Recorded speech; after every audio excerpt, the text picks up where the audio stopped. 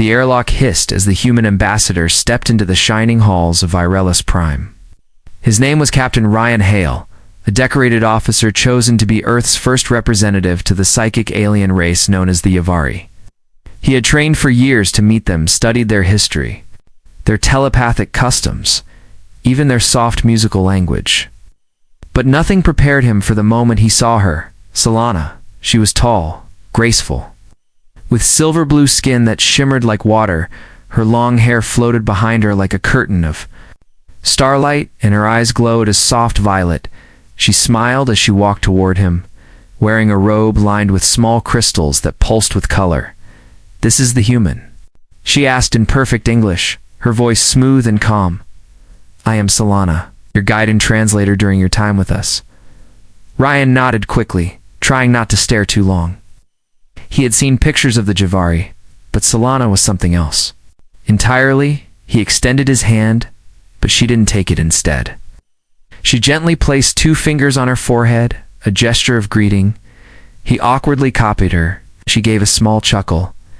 "You are not so stiff, for a human," she said. With a smirk, they walked through the crystal-lit halls of the station, passing tall Javari women who turned to stare at Ryan. Some whispered among themselves, while others simply gazed at him with unreadable expressions. Ryan tried to stay calm, but he felt like an animal on display. Solana noticed his discomfort. "They are curious," she said. "We have never met a human before. Your mind is." "Loud?" He paused, confused. "Loud?" "Yes," she said, tilting her head. "We feel emotions. Surface thoughts your kind thinks with great force, even when silent." Ryan laughed nervously. "I'll try not to think too hard then that night." He attended a welcoming dinner in a great chamber filled with flowing light and strange musical sounds. The table was long, covered in glowing fruit and steaming dishes from across the galaxy. Javari women lined the sides, all elegant and still. Watching him carefully, Solana sat beside him, her posture perfect, her eyes scanning the room. Ryan tried to focus on his plate, but he could feel Solana beside him. So close, so calm. He looked at her profile, her smooth skin, long neck, gentle lips, and his mind drifted. Just a flash, a flicker of a thought, of her leaning closer, whispering something in his ear, touching him, and then he froze, his fork halfway to his mouth. Solana had turned her head slowly, her eyes locked on his, glowing brighter now. There was silence between them, and he felt his heart stop. I'm sorry," he blurted out quickly. "I didn't mean to think that. I swear it just slipped." She kept staring at him for a long second, her face unreadable. Then, to his surprise, she leaned closer, and with a soft, playful tone said, "You humans think strange things." He turned red, not knowing where to look. "I'm sorry, really. I didn't mean to offend you," he said again, nearly sweating. He expected her to be angry, insulted, maybe even storm out. But instead, she smirked. "Relax, Captain," she said. "I did not say I was offended." That one smirk sent a chill down his spine, not cold, but electric. She leaned back, sipped her drink, and turned back to the others as if nothing had happened. Ryan sat still, confused, curious, and just a little nervous. Was she teasing him, testing him, or did she actually enjoy the thought? As the dinner continued, Ryan realized something else. Many of the Yavari were watching him more closely now. Had they all felt that one thought? Could they all hear what he had imagined? He didn't know, but the quiet glances, the shifting eyes, the soft smiles, they all seemed to say the same thing. "We heard you, human." Later that night, Ryan stood alone on a balcony overlooking the stars. The station floated quietly above a pale green world, and the air smelled like soft flowers. He tried to calm his thoughts, but they kept drifting back to Selenar's smirk, her voice, her calm control. He wasn't sure what kind of first contact this had been, but he knew one thing for sure. It wasn't over. It had only just begun. The next morning, Ryan woke up in his guest quarters, still confused. Still thinking about her smirk, he had dreamed about Solana, her voice echoing in his head, soft and teasing. He didn't know what disturbed him more, the fact that she had read his thoughts, Or that she didn't seem to mind. No, that wasn't true. What really shook him was that part of him wanted her to read more. He stepped into the hallway and found Solana waiting for him, standing still like a statue, her robe shimmering under the soft lights. "Good morning, Captain," she said with a slight smile. "Did you sleep peacefully?" Ryan nodded quickly. "Yes, thank you." But she looked at him again, that same knowing smile tugging at her lips. "You dreamed about me?" she whispered casually, then turned and began walking. He nearly tripped over his own boots. How did you go inside my dreams?"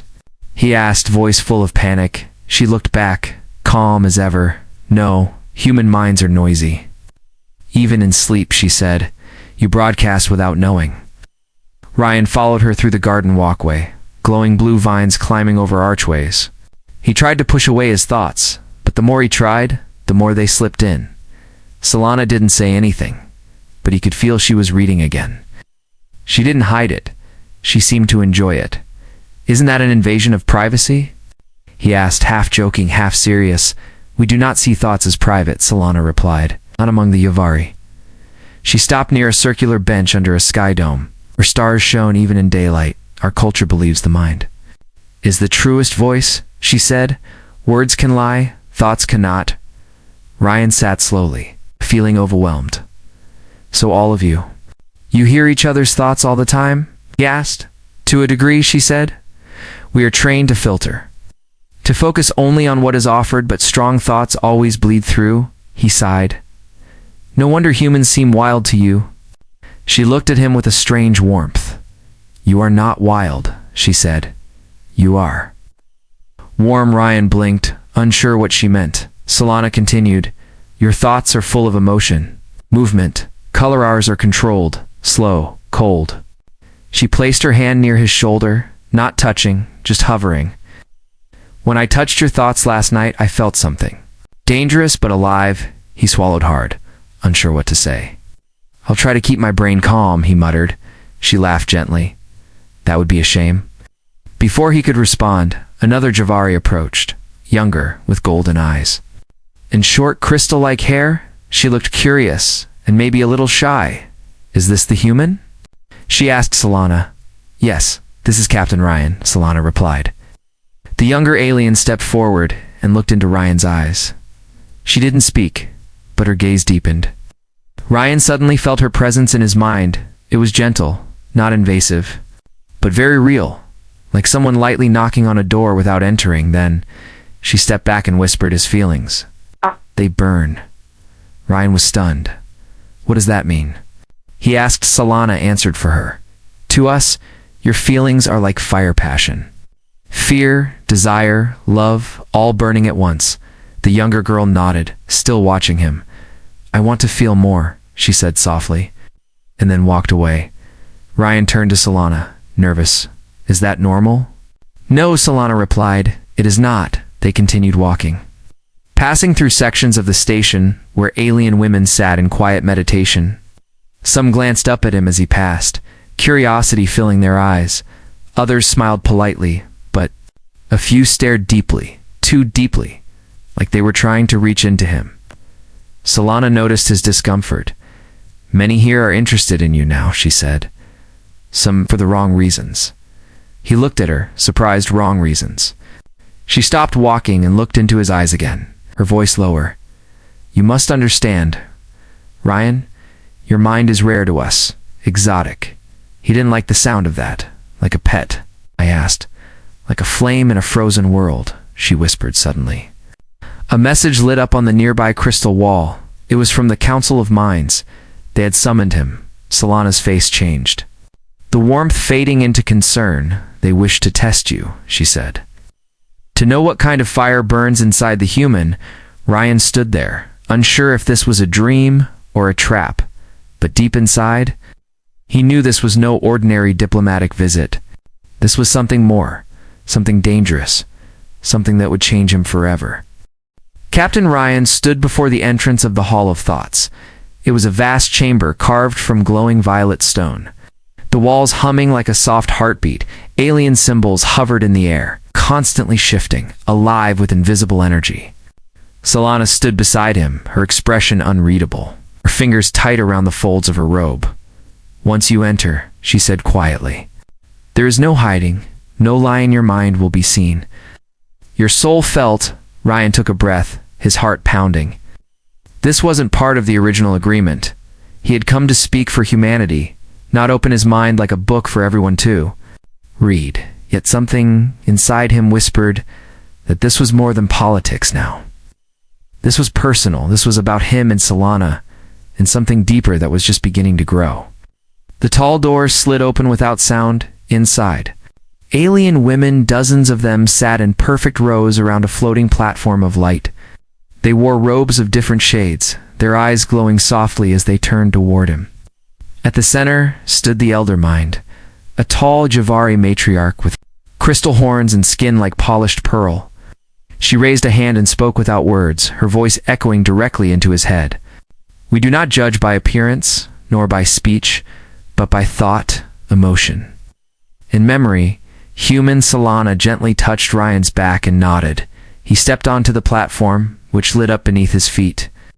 Warm air surrounded him, and a soft wind whispered from nowhere. The chamber fell into silence. Then the Elder Mind spoke again. "Let the trial begin." Suddenly Ryan felt pressure building in his skull.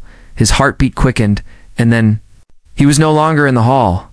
He stood in a dreamlike space, floating between memory and thought. Familiar sounds echoed his childhood laughter. The voice of his mother, the first time he flew a ship. Then came the darker memories: war, loss, loneliness, and moments of weakness. His worst nightmares surfaced, raw and unfiltered. He saw himself breaking down in battle, crying in secret, making terrible decisions. He wanted to run, to shut it down, but he couldn't. He was open.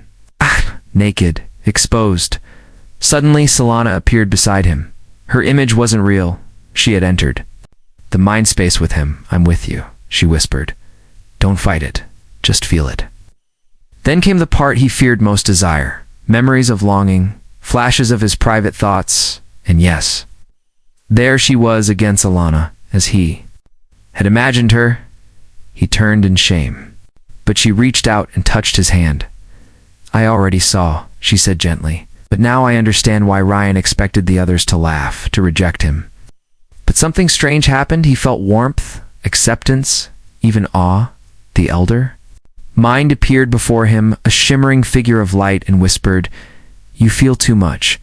But that is not weakness, it is fire." Ryan blinked, and the vision faded. He stood once again on the glowing platform, gasping softly, Solana beside him, calm and proud. The alien women were silent, watching, some with tears in their eyes, others smiling faintly. The Elder Mind finally spoke aloud, her voice echoing like crystal. "This human has passed, his mind is loud, but his soul is real." A wave of soft light passed through the room, and Ryan felt something shift in the air. Not just respect, curiosity, connection, even desire. He was no longer just a guest. He had become something new, a symbol of emotion. Spark in their cold world. Solana stepped closer and whispered, "You showed them everything, and still they accepted you." He looked at her and said, "Did you?" She smiled, but didn't answer. Instead, she took his hand gently and said, "There is more I want to feel, but not here." As they left the Hall of Thoughts, alien eyes followed them, some filled with wonder, others with jealousy. Some watched in silence, while others whispered softly. One word repeated through the air, like a secret chant: "The burning human." But Ryan didn't hear them. He only saw Solana, walking beside him under the soft lights, and for the first time, he wasn't afraid of being seen.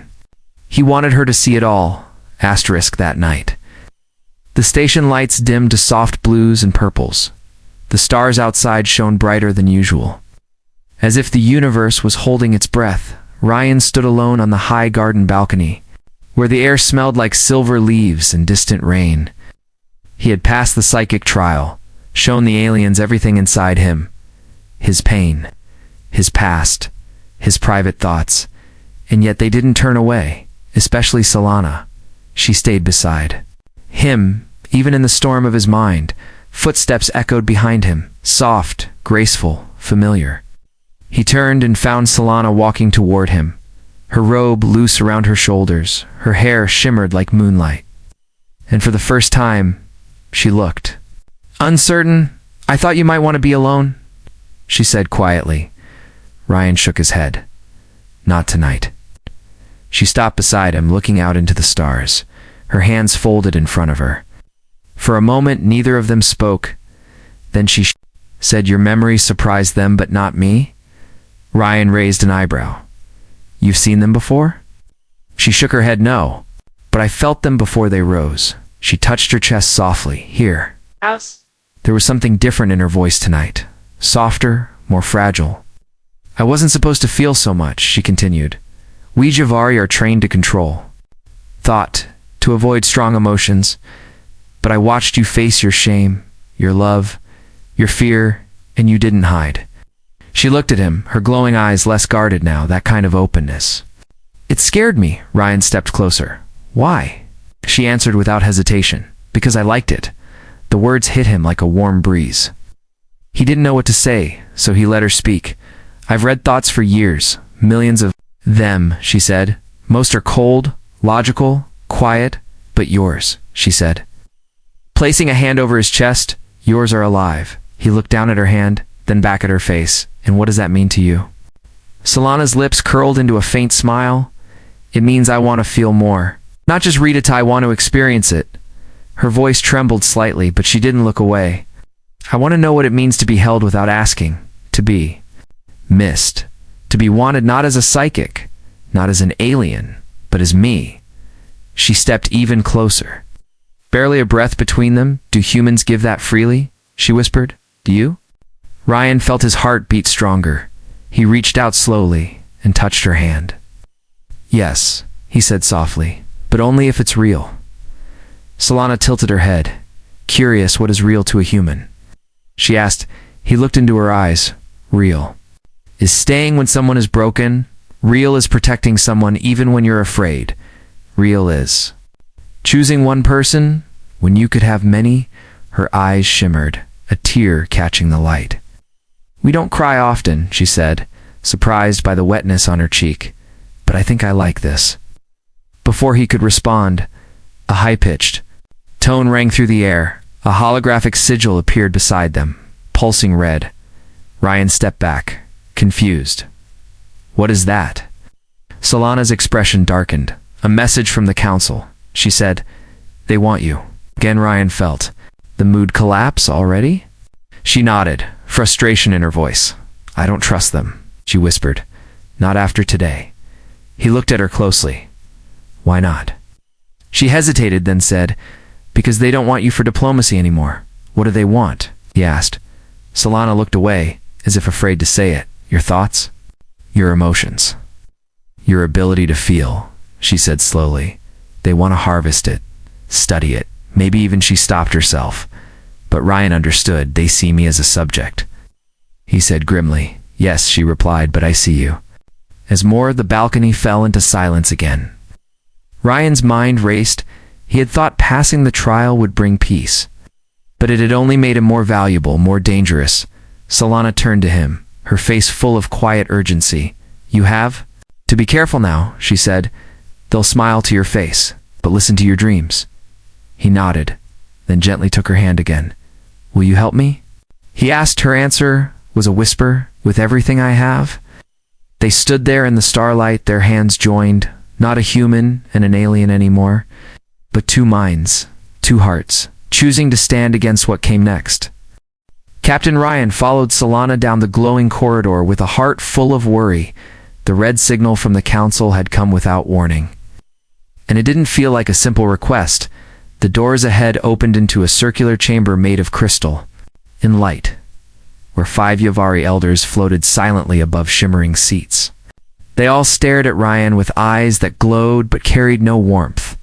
Solana stood beside him, her fingers brushing his arm for just a second before stepping back. One of the elders spoke, her voice like soft thunder in his mind. "Human, you have passed the trial of thought," she said. "Your emotions are powerful.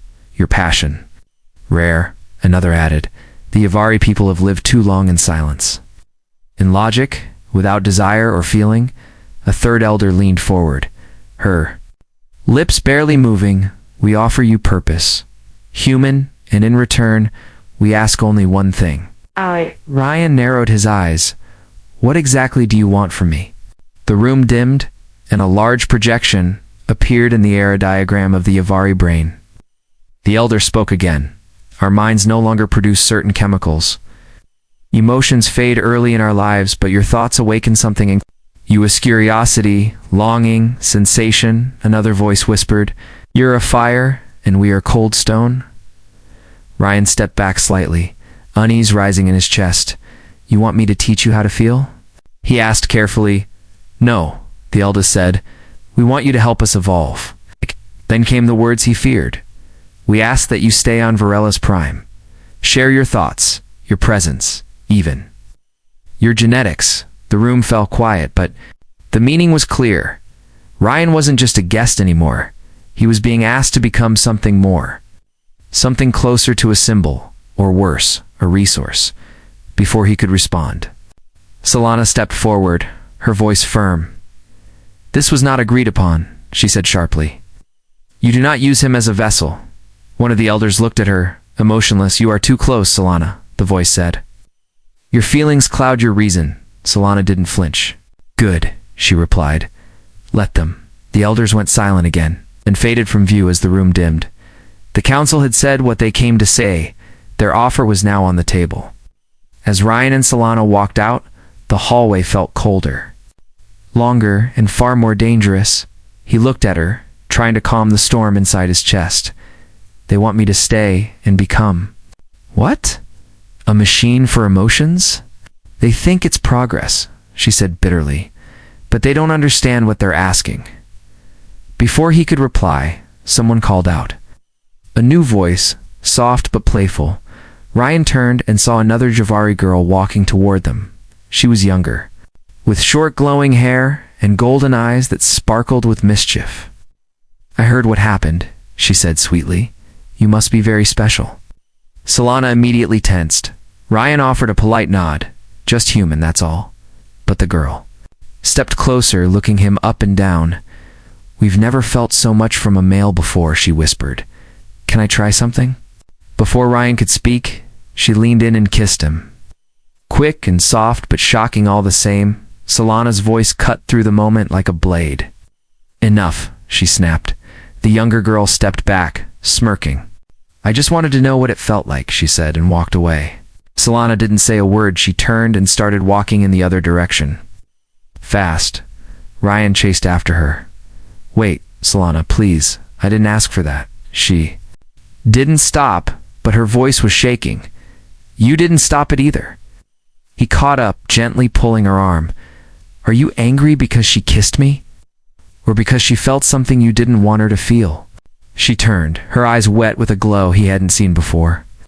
I don't know, she whispered. This is new to me, all of it. Ryan sighed. It's new to me too. They stood in silence again, the tension between them rising. Solana finally whispered, if you stay, others will try to touch your mind, your body, your soul. Can you say no to all of them? Ryan looked into her eyes and replied, I can say no to them, but not to you. Solana blinked, caught off guard. You would choose just one? She asked. Yes, he said. If it's you, she didn't smile. Not this time. Instead, she turned and looked out over the glowing garden below. Then she whispered, then we have a problem, because now they'll try to take you away from me. Asterisk Captain Ryan was dreaming, or so he thought. He stood in the middle of an endless black field, with no stars, no light, and no sound. Then slowly, memories began to appear like floating glass screens. His childhood, his pain, his joy, and then Solana. But she didn't look at him with warmth anymore. She stared at him like he was a stranger. A voice echoed across the dark. You are ours now, human. He tried to run, but the floor cracked, like thin ice beneath his feet. Images swirled faster, battlefields, sorrow, blood, and soft moments twisted into cruel illusions.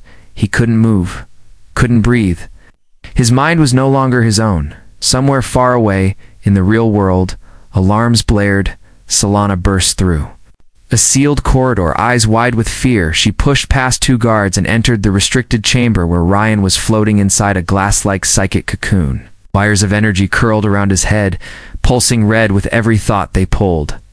From him, a dark-cloaked group of Yavari stood watching, unmoved. "You had no right," Solana shouted. Her voice filled with fury. One of them turned to her calmly. "We are preserving his emotions, studying his reactions, preparing the next generation." Solana stepped forward, her hand glowing with light. "End it now, or I will tear the thoughts from your skulls." Another voice, colder than the rest, replied, "He is too valuable to be left to your personal feelings." Solana didn't wait. She closed her eyes and pushed herself into the mind stream. The room pulsed with energy as her body froze and her mind plunged into Ryan's broken world inside the dream space. Ryan wandered in circles, trapped in memories twisted into nightmares. He was reliving old failures again and again, his dying squad, the woman he couldn't save, the shame he hid. Then, suddenly everything froze. A soft light pierced the dark. Solana appeared beside him, glowing like a star in the abyss. "Ryan," she whispered. Reaching out, he turned, eyes wide. "Solana," he said, choking. "They're tearing me apart." She moved closer, cupping his face. "I'm here. I'm real. Hold on to me." The shadows screamed as she touched his mind, trying to rip her away. But she stood firm. "You are not a subject," she shouted. "You are not theirs." The illusions changed again this time, showing Solana walking away from him. Cold, distant, fading into mist, Ryan screamed, trying to hold on. But Solana reached through the illusion and whispered into his ear, "This is not real.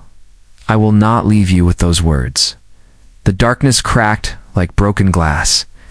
The dream shattered, and Ryan fell forward into her arms, gasping for breath. They opened their eyes at the same time, both back in the real world.